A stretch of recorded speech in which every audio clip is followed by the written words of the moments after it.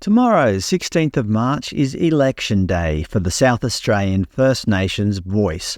Although you probably wouldn't know it, on news.com.au, their top stories are "Wheels are coming off, Palace in crisis following Photoshop fail," and "I thought my vagina was broken."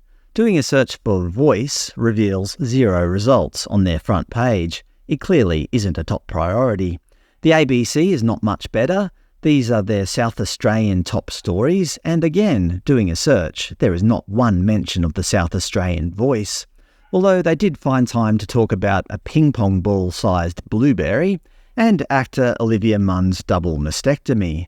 I'm not saying these aren't important, but it's just odd. For an election that's being held tomorrow for Australia's very first Indigenous voice to Parliament, it's getting very little coverage. I was only reminded about it because a viewer told me. No matter what happens tomorrow, this First Nations voice is going ahead whether you like it or not. It differs from last year's federal Indigenous voice to Parliament in that it's not constitutionally enshrined. It passed Parliament last year, which means it now exists in state laws. So as long as the current Labor government are in power, this state-based voice will continue to exist. There is a state election in 2026, so this means there will be at least 2 years of this voice to look forward to. The Liberal opposition have stated they will have no qualms abolishing it, however, if it proves to be ineffective.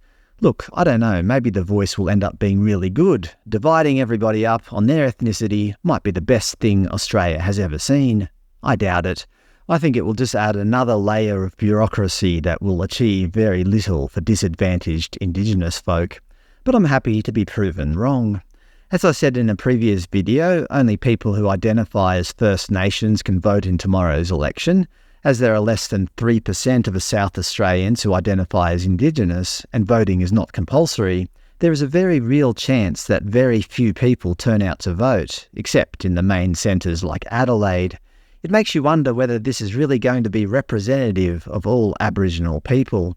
Personally, if I was allowed to vote, I'd vote for the AC/DC guy. There will be 6 regions across South Australia, with an elected body for each. All elected members will be First Nations people and will be elected by First Nations people who live in their region.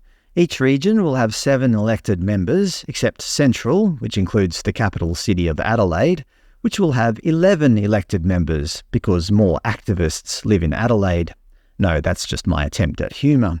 The stated reason is that Central region has a higher population of Aboriginal and Torres Strait Islander people and more activists who want more power. Sorry, there I go again.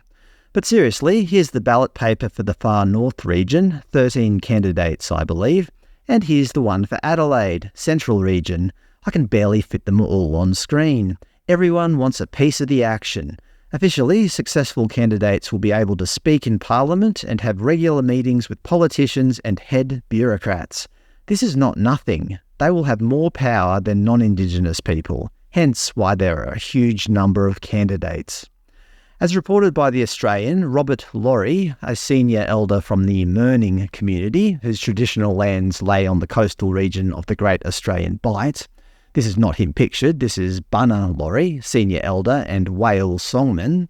I don't know if they're related, but they both are Mirning elders.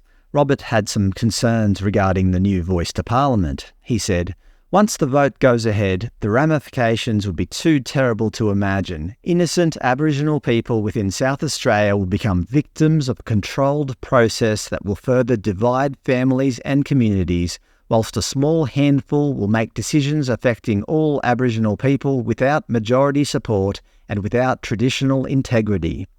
Anyway, South Australians, you've got at least 2 more years of this. I hope it all goes well for you. But at the very least, it's a great experiment to see if this actually benefits Indigenous people, or if it just grinds the South Australian Parliament to a halt.